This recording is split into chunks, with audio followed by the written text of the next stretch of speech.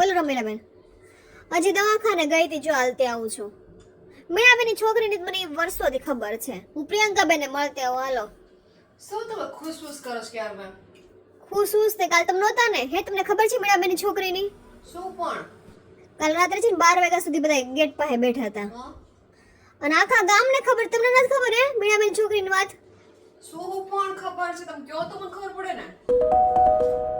એને છે ને 5 બોયફ્રેન્ડ છે. બોલો. 5 બોયફ્રેન્ડ હોય કે 10 બોયફ્રેન્ડ હોય, તમારે શું છે એમાં? સાંભળો તો ખરી. શું? એ સવારમાં જ મને મળી, ગાડી લઈને જાતી હતી. હા? મેં કીધું ઊભી રહો તો ટિંકો. તો એ કે હા આંટી બોલો ને. તો આપણે તો મુફત રહ્યા. મેં પૂછી લીધું, બોલો એને. પૂછવાની શું જરૂર છે? એટલે પૂછવું જ પડે ને પ્રિયંકાબેન. સાંભળો તો ખરી. મેં પૂછ્યું કે તાર મૂવી જોવા આવું છે? તો કે ના ના આંટી હમણાં કડકી ચાલે છે. મેં તાર 5 બોયફ્રેન્ડ છે તોય?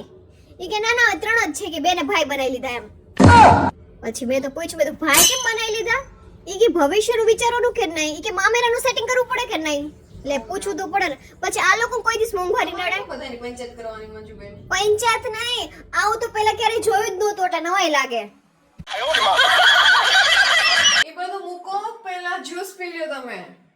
એક તો માથું ચડ્યું છે ને આ જ્યુસ આપો છો, કેવું લાગશે? સારું જ લાગે. કેવું લાગે એટલે? તમે તો લ્યો. મારે ભરી લો.